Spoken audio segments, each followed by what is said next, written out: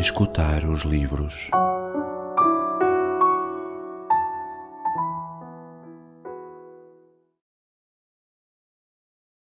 Da história de uma alma de Santa Teresa do Menino Jesus. Depois da missa de ação de graças que se seguiu à de sua santidade, começou a audiência. Leão XIII estava sentado num cadeirão. Estava vestido simplesmente com uma sotaina branca, com uma mursa da mesma cor, e na cabeça tinha apenas um pequeno solidéu. À volta dele estavam os cardeais, arcebispos e bispos, mas só os via em geral, pois estava concentrada no Santo Padre. Passámos diante dele em procissão. Cada peregrino ajoelhava-se ao chegar a sua vez, beijava o pé e a mão de Leão XIII, recebia a sua bênção, e 2 guardas nobres tocavam-lhe por cerimónia, indicando-lhe com isso que devia levantar-se. Ao peregrino, pois explico-me tão mal que se poderia pensar que era ao Papa. Antes de entrar no apartamento pontifício, estava bem resolvida a falar, mas sentia coragem esmorecer ao ver à direita do Santo Padre o Sr. Padre Reveroni. Quase no mesmo instante disseram-nos da sua parte que proibia que se falasse a Leão XIII, pois a audiência prolongar-se-ia demasiado.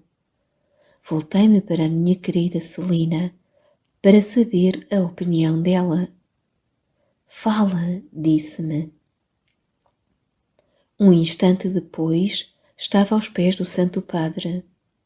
Tendo-lhe beijado o sapato, ele estendeu-me a mão, mas em vez de a beijar, juntei as minhas e, erguendo para o seu rosto os meus olhos banhados em lágrimas, exclamei: Santíssimo Padre, tenho uma grande graça a pedir-vos.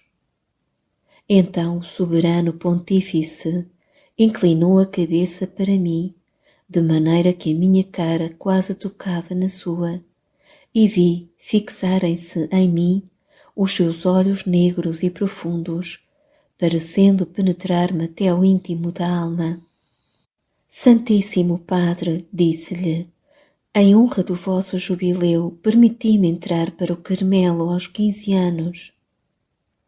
A emoção tinha, sem dúvida, feito tremer a minha voz, e por isso, voltando-se para o Sr. Padre Reveroni, que olhava para mim com surpresa e descontentamento, o Santo Padre disse: Não compreendo muito bem.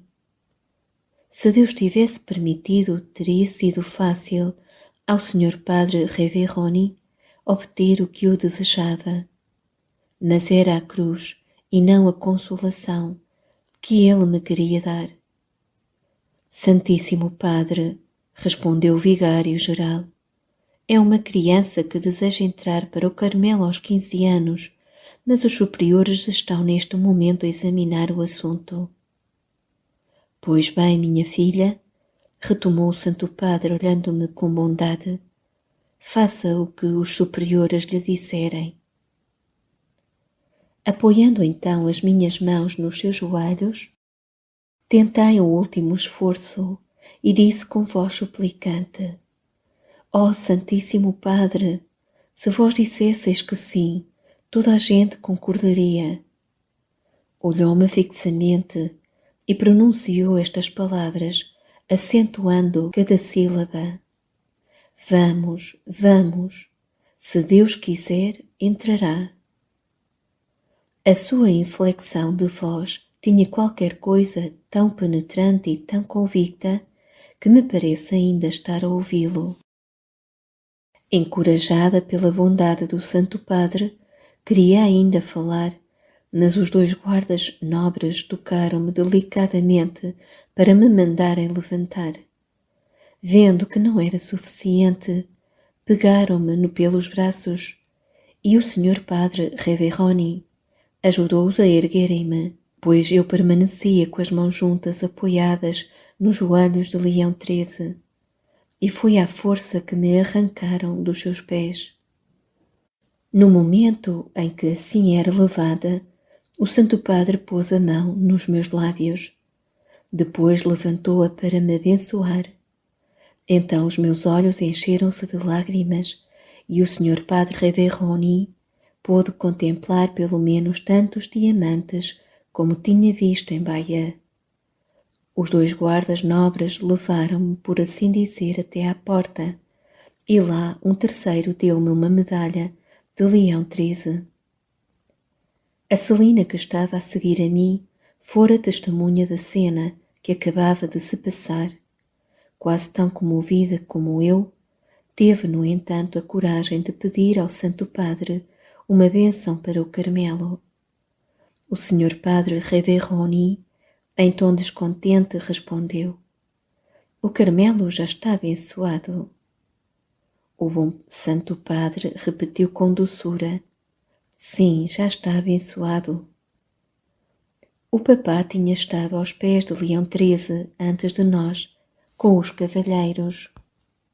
O Sr. Padre Reveroni tinha sido amável para com ele, apresentando-o como o pai de 2 carmelitas.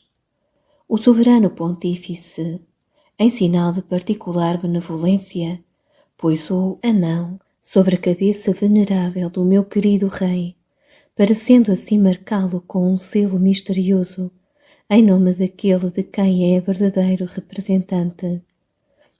Agora que está no céu este pai de 4 carmelitas, já não é a mão do pontífice que repousa sobre a sua fronte, profetizando-lhe o martírio.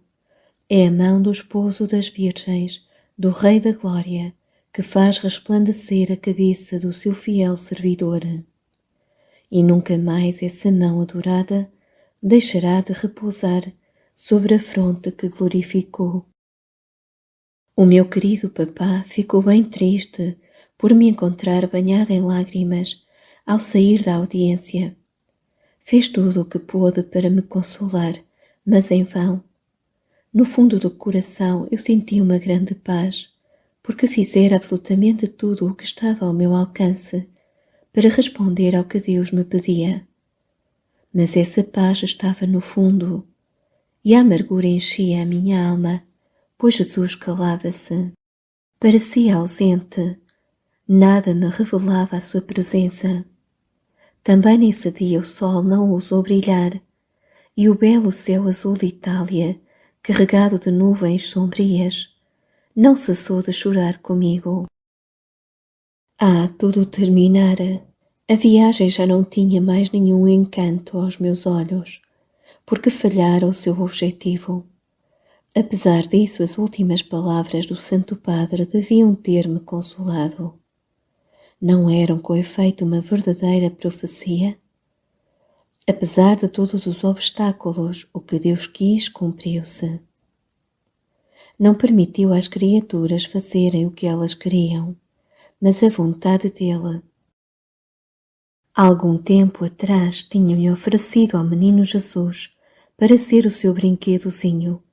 Tinha-lhe dito que não se servisse de mim como de um brinquedo caro, para o qual as crianças se contentam em olhar, sem se atreverem a tocar-lhe, mas como de uma bolinha sem nenhum valor, que ele podia atirar para o chão, empurrar com o pé, furar, deixar num canto, ou apertar contra o coração, se tal lhe agradasse. Numa palavra, queria divertir o menino Jesus, dar-lhe prazer, queria entregar-me aos seus caprichos infantis. Ele tinha atendido a minha prece. Em Roma, Jesus furou o seu brinquedozinho, queria ver o que havia dentro. Depois, tendo-o visto, contente com a descoberta, deixou cair a bolinha e adormeceu. O que fez ele durante o seu sono tranquilo e o que aconteceu à bolinha abandonada. Jesus sonhou que brincava com o seu brinquedo, ora deixando-o cair, ora apanhando-o.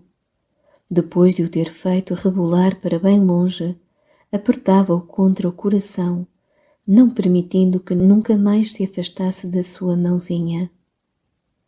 Compreendeis, minha querida madre, quão triste estava a bolinha ao ver-se por terra. Porém, eu não deixava de esperar contra toda a esperança.